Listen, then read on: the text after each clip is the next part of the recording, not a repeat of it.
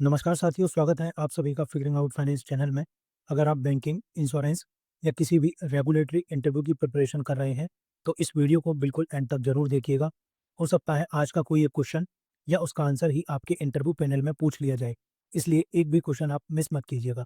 इस banking interview master series में हम previous year interview question, expected question, banking awareness और पैनल रेडी आंसर कवर करेंगे, ताकि आप इंटरव्यू में कॉन्फिडेंस के साथ परफॉर्म कर सकें।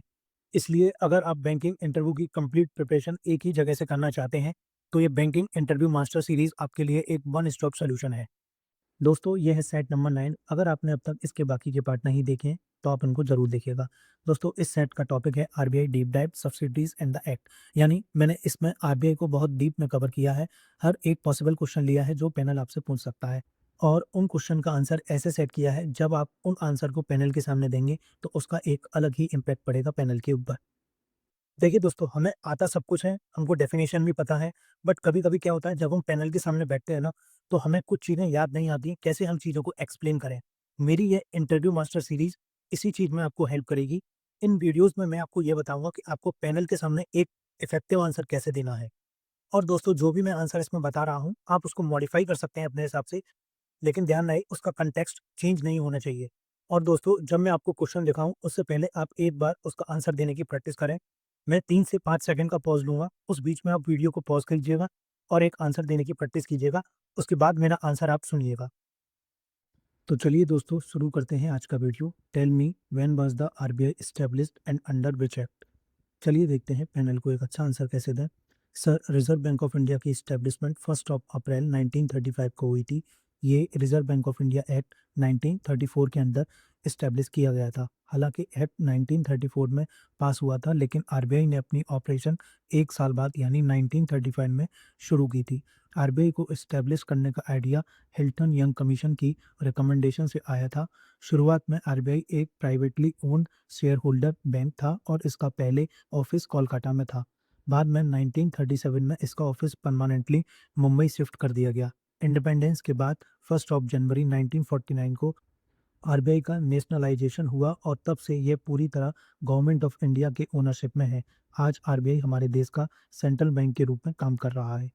नेक्स्ट क्वेश्चन है, tell me why was the RBI nationalised in 1949? What was the need for it? चलिए देखते हैं पैनल को एक अच्छा आंसर कैसे दें। सर, आरबीआई की शुरुआत 1935 में एक प्राइवेट शेयर होल्डर बैंक के रूप में हुई थी। इसका मतलब था कि इसके शेयर प्राइवेट लोगों के पास थे और इसकी पॉलिसीज़ पर ब्रिटिश गवर्नमेंट का भी प्रभाव था।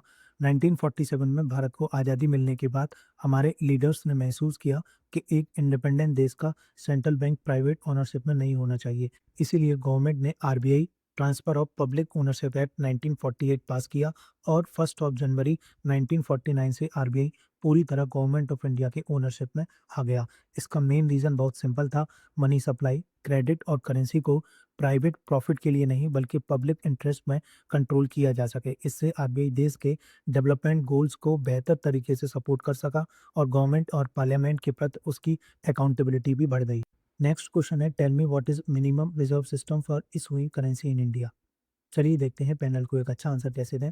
सर, मिनिमम रिजर्व सिस्टम वो मेथड है जिसके थ्रू आरबीआई हमारे देश में करेंसी नोट्स इशू करता है। इस सिस्टम को 1956 में अडॉप्ट किया गया था, जिसने पुराने प्रोपोर्शनल रिजर्व सिस्टम को रिप्लेस किया। इस सिस्टम के अंदर आरबीआई को हमेशा मिनिमम 200 करोड़ का रिजर्व मेंटेन करना होता है। इसमें से 115 करोड़ गोल्ड के फॉर्म में होना चाहिए और बाकी 85 करोड़ फॉरेन सिक्योरिटी के फॉर्म में। इस सिस्टम का सबसे बड़ा बेनिफिट फ्लेक्सिबिलिटी है। एक बार ये मिनिमम रिजर्व मेंटेन हो जाता है, उसके बाद आरबीआई इकोनॉमी की बढ़ती हुई ज़रूरतों के हिसाब से करेंसी प्रिंट कर सकता है, बिना हर नए नोट के लिए एडिशनल रिजर्व रखने की रिक्वायरमेंट के। ये सिस्टम करेंसी में पब्लिक कॉन्फिडेंस भी बनाए रखता है और साथ ही आरबीआई को मनी सप्लाई को केयरफुली मैनेज करने में मदद करता है, जिससे इन्फ्लेशन को कंट्रोल करना आसान होता है। सर, ये सिस्टम ट्रस्ट और फ्लेक्सिबिलिटी के बीच एक अच्छा बैलेंस मेंटेन करता है। नेक्स्ट क्वेश्चन है, can you name the wholly owned subsidiary of the RBI and briefly tell us what does each one do? चलिए देखते हैं पैनल को एक अच्छा आंसर कैसे दें। सर, अभी के टाइम पर आरबीआई की 5 होली ओन सब्सिडरी हैं। इसमें पहली है deposit insurance and credit guarantee corporation. ये बैंक डिपॉजिटर के डिपॉजिट को 5 लाख तक इंश्योर करती है, जिससे आम लोगों का पैसा सेफ रहता है और उनका बैंकिंग सिस्टम पर ट्रस्ट बना रहता है। दूसरी सर, भारतीय reserve bank note Mudran private limited ये मैसूर और सल्बोनी में अपने 2 प्रिंटिंग प्रेसेस के थ्रू भारत की करेंसी नोट प्रिंट करती है। तीसरी है reserve bank information technology private limited. ये बैंक्स को टेक्नोलॉजी और सिक्योर मैसेजिंग सिस्टम प्रोवाइड करती है, जिससे बैंक आपस में सेफली कम्युनिकेट कर पाते हैं। फिफ्थ है आरबीआईएच यानी रिजर्व बैंक इनोवेशन हब। ये फाइनेंशियल इनोवेशन को प्रमोट करती है और लो इनकम लोगों तक बैंकिंग सर्विस पहुंचाने में मदद करती है। पहले नाबार्ड और एनएसबी भी आरबीआई के अंडर थे, लेकिन अब उनकी पूरी ओनरशिप गवर्नमेंट के पास है। नेक्स्ट क्वेश्चन है, tell me what is the deposit insurance limit given by DICGC and what exactly does it cover. चलिए देखते हैं पैनल को एक अच्छा आंसर कैसे दें। सर, डीआईसीजीसी का full form deposit insurance and credit guarantee corporation है और ये आरबीआई की होली ओन सब्सिडरी है। अगर कोई बैंक फेल हो जाता है या बंद हो जाता है तो ये छोटे डिपॉजिटर को प्रोटेक्शन प्रोवाइड करती है। फिलहाल डीआईसीजीसी हर डिपॉजिटर को पर बैंक ₹5 लाख तक का इंश्योरेंस कवर देती है। एक इम्पॉर्टेंट पॉइंट ये है कि ये 5 लाख की लिमिट में प्रिंसिपल अमाउंट और इंटरेस्ट दोनों साथ में इंक्लूड होते हैं, अलग अलग नहीं। ये सभी मेन टाइप्स के डिपॉजिट को कवर करती है, जैसे saving account, current account, fixed deposit और रिकरिंग डिपॉजिट। अगर किसी व्यक्ति के सेम बैंक की अलग अलग ब्रांचेस में अकाउंट है तो उन सभी डिपॉजिट को मिलाकर 5 लाख की लिमिट कैलकुलेट की जाती है। लेकिन अगर उस व्यक्ति के डिपॉजिट अलग अलग बैंक में हैं तो हर बैंक में अलग से 5 लाख का इंश्योरेंस कवर अवेलेबल होता है। सबसे अच्छी बात यह है कि इसका प्रीमियम बैंक पे करता है, इसीलिए ये प्रोटेक्शन डिपॉजिटर के लिए बिल्कुल फ्री होता है। नेक्स्ट क्वेश्चन है, tell me in the DICGC deposit insurance scheme who actually pay the premium, the depositor और द बैंक। चलिए देखते हैं पैनल को एक अच्छा आंसर कैसे दें। सर, डीआईसीजीसी स्कीम में प्रीमियम पूरी तरह बैंक पे करता है, डिपॉजिटर नहीं। डीआईसीजीसी का फुल फॉर्म है deposit insurance and credit guarantee corporation. ये रिजर्व बैंक ऑफ इंडिया की होली ओन सब्सिडरी है। इसका मेन काम है अगर किसी बैंक के साथ कोई प्रॉब्लम हो जाए या बैंक फेल हो जाए तो छोटे डिपॉजिटर के डिपॉजिट को प्रोटेक्ट करना। हर हर इंश्योर्ड बैंक अपने डिपॉजिट को कवर्ड रखने के लिए डीआईसीजीसी को एक छोटा सा प्रीमियम पे करती है। डिपॉजिटर को इसके लिए एक भी रुपया पे नहीं करना पड़ता। ये इंश्योरेंस कस्टमर के लिए बिल्कुल फ्री होता है। फरवरी 2020 से हर डिपॉजिटर को एक बैंक में मैक्सिमम 5 लाख तक का इंश्योरेंस कवर मिलता है। इसमें प्रिंसिपल और इंटरेस्ट दोनों इंक्लूड होते हैं। सबसे अच्छी बात यह है कि ये कवर ऑटोमेटिक होता है। जैसे ही कोई व्यक्ति किसी इंश्योर्ड बैंक में अकाउंट खोलता है, उसके डिपॉजिट इंश्योरेंस कवर के अंडर आ जाते हैं। इसी वजह से पब्लिक का बैंकिंग सिस्टम पर ट्रस्ट बना रहता है और बैंकिंग सिस्टम की स्टेबिलिटी भी मेंटेन रहती है। नेक्स्ट क्वेश्चन है, tell me what is the bulk of Bharatiya reserve bank note Mudran private limited and where are its printing press located. चलिए देखते हैं पैनल को एक अच्छा आंसर कैसे दें। सर, भारतीय reserve bank note Mudran private limited ये रिजर्व बैंक ऑफ इंडिया की होली ओन सब्सिडरी है, जिसे 1995 में एस्टेब्लिश किया गया था। इसका मेन काम हमारे इंडियन करेंसी नोट्स को प्रिंट करना है। इसे इसलिए इस्टेब्लिश किया गया था ताकि इंडिया अपनी करेंसी नोट की डिमांड को खुद इफिशिएंटली मीट कर सके और किसी बाहरी सोर्स पर डिपेंड ना रहे। सर, भारतीय नोट मुद्रण प्राइवेट लिमिटेड के 2 प्रिंटिंग प्रेस हैं, एक मैसूरू कर्नाटका में है और दूसरा सल्बोनी वेस्ट बंगाल में है। इसका कॉर्पोरेट ऑफिस बेंगलुरु में लोकेटेड है। इसके अलावा कुछ currency note security printing and minting corporation of India limited भी प्रिंट करता है, जो गवर्नमेंट ऑफ इंडिया के अंडर काम करता है। इसके प्रिंटिंग प्रेसेस नासिक, महाराष्ट्र और देवास मध्य प्रदेश में है। इस तरह इंडिया में टोटल 4 नोट प्रिंटिंग प्रेसेस हैं। नेक्स्ट क्वेश्चन है, both ReBIT and IFTAS are RBI subsidiary in the technology space. Can you tell us what each one is responsible for and how they differ. चलिए देखते हैं panel को एक अच्छा answer कैसे दें। सर, दोनों ही रिजर्व बैंक ऑफ इंडिया की होली ओन सब्सिडरी हैं और दोनों टेक्नोलॉजी स्पेस में काम करती हैं, लेकिन दोनों की रेस्पॉन्सिबिलिटी अलग है। आरईबीआईटी का फुल फॉर्म है रिजर्व बैंक इंफॉर्मेशन टेक्नोलॉजी। इसका एस्टेब्लिशमेंट 2016 में हुआ था। इसका मेन काम आरबीआई और आरबीआई रेगुलेटेड एंटिटीज़ की आईटी और साइबर सिक्योरिटी रिक्वायरमेंट को हैंडल करना है। ये फाइनेंशियल सेक्टर की आईटी और साइबर सिक्योरिटी पर फोकस करता है और आरबीआई रेगुलेटेड एंटिटीज़ के आईटी सिस्टम ऑडिट में भी असिस्ट करता है। सिंपल वर्ड में कहें तो आरबीआईटी आरबीआई के सॉफ्टवेयर सॉल्यूशन डेवलप करता है और बैंकिंग सिस्टम को साइबर थ्रेट से प्रोटेक्ट करने का काम करता है। वहीं इफ्टास का फुल फॉर्म है Indian financial technology and allied service.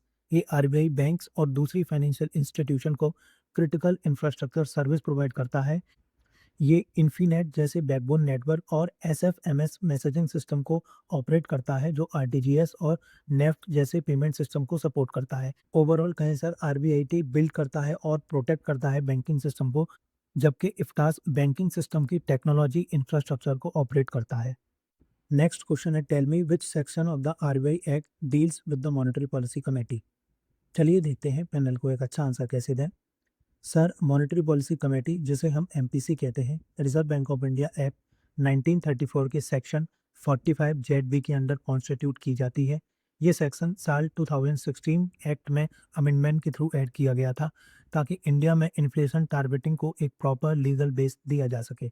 इस सेक्शन के अकॉर्डिंग सेंट्रल गवर्नमेंट के 6 मेंबर कमेटी कॉन्स्टिट्यूट करती है।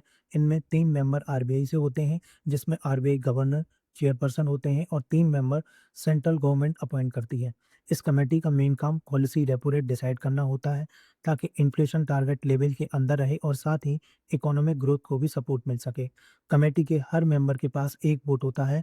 अगर वोटिंग में टाई हो जाता है तो आरबीआई गवर्नर अपना कास्टिंग वोट यूज करते हैं। इस तरह का committee based approach monetary policy decision में ज़्यादा ट्रांसपेरेंसी लेकर आता है। नेक्स्ट क्वेश्चन है, tell me under which section does the RBI get the sole right to issue bank note in our country. चलिए देखते हैं पैनल को एक अच्छा आंसर कैसे दें। सर, आरबीआई को बैंक नोट इशू करने का सोल राइट आरबीआई एक्ट 1934 के सेक्शन 22 के अंडर मिलता है। ये सेक्शन क्लियरली कहता है इंडिया में बैंक नोट्स इशू करने का अधिकार सिर्फ आरबीआई के पास है। इसका मतलब ये है कि इस चैप्टर के लागू होने के बाद कोई और अथॉरिटी, हालांकि सेंट्रल गवर्नमेंट भी, अपनी तरफ से करेंसी नोट प्रिंट नहीं कर सकती। सर, ये पावर सिर्फ एक अथॉरिटी को इसलिए दी गई है ताकि मनी सप्लाई को प्रॉपर्ली मैनेज किया जा सके, इन्फ्लेशन को कंट्रोल किया जा सके और रुपये की वैल्यू को स्टेबल रखा जा सके। अगर अलग-अलग बॉडीज़ को नोट प्रिंट करने की परमिशन मिल जाए, तो कन्फ्यूज़न पैदा होगा और लोगों का करेंसी पर ट्रस्ट भी कम हो सकता है। इसीलिए सेक्शन 22 हमारे मॉनेटरी सिस्टम को स्टेबल और ट्रस्टवर्दी बनाए रखने में इंपॉर्टेंट रोल प्ले करता है। इसके अलावा sir, 1 rupee note RBI issue नहीं करता, 1 rupee note government of India issue करती है। नेक्स्ट क्वेश्चन है, tell me which section of the RBI act sets the inflation target and who actually sets that target. चलिए देखते हैं panel को एक अच्छा आंसर कैसे दें। Sir, inflation target RBI act 1934 के सेक्शन 45 जेड ए के अंडर सेट किया जाता है। सर, एक कन्फ्यूज़न ये होता है कि लोग सोचते हैं आरबीआई अपना टारगेट खुद सेट करता है, लेकिन ये सही नहीं है। इन्फ्लेशन टारगेट सेंट्रल गवर्नमेंट यानी गवर्नमेंट ऑफ इंडिया आरबीआई से कंसल्टेशन करके सेट करती है। इसीलिए ये एक पॉइंट डिसीजन होता है, लेकिन फाइनल डिसीजन गवर्नमेंट का होता है। ये टारगेट हर 5 ईयर में एक बार फिक्स किया जाता है और इसे कंज्यूमर प्राइस इंडेक्स यानी कॉमन मैन की रिटेल इन्फ्लेशन के बेसिस पर मीज़र किया जाता है। प्रेजेंट में इन्फ्लेशन टारगेट 4% है, जिसके साथ प्लस या माइनस 2% का टॉलरेंस बैंड है। इसका मतलब टारगेट रेंज 2% से 6% है।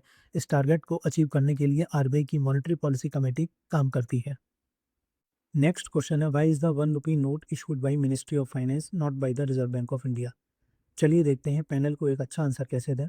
सर, इसका रीज़न लॉ में दिया गया है। आरबीआई एक्ट 1934 के सेक्शन 22 के अकॉर्डिंग आरबीआई के पास 1 रुपी नोट को छोड़कर बाकी सभी करेंसी नोट इशू करने का एक्सक्लूसिव राइट है।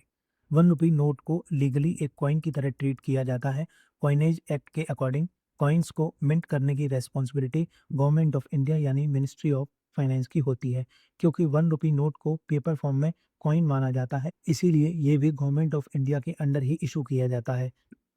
इसी वजह से 1 रुपी नोट पर फाइनेंस सेक्रेटरी के सिग्नेचर होते हैं, जबकि उससे ऊपर के सभी करेंसी नोट पर आरबीआई गवर्नर के सिग्नेचर होते हैं।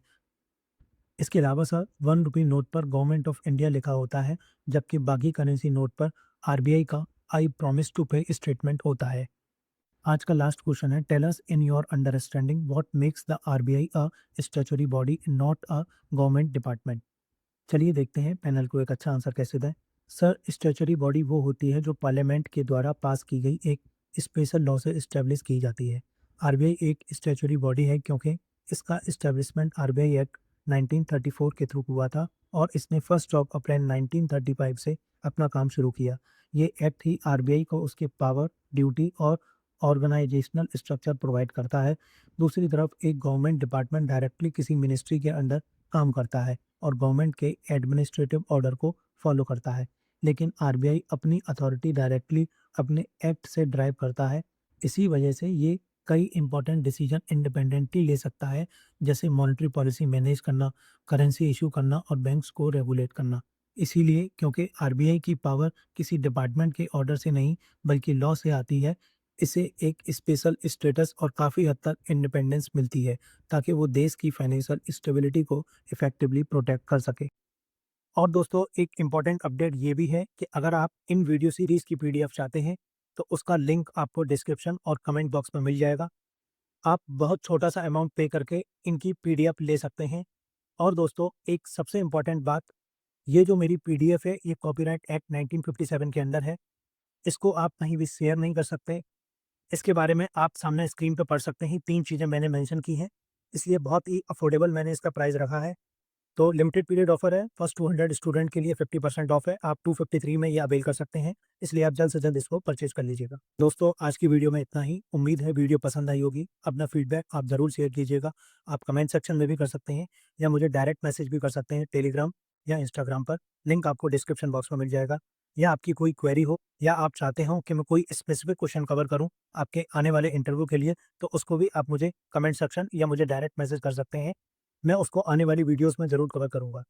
दोस्तों, ये वीडियो सीरीज़ काफ़ी ज़्यादा इंपॉर्टेंट है, आप इसको रेगुलरली फॉलो कीजिएगा और सेट्स को आप सीक्वेंस में देखिएगा, इससे आपको एक अलग ही कॉन्फिडेंस मिलेगा। तो दोस्तों, चलिए आज की वीडियो में इतना ही। Thanks for watching and all the best for your interview.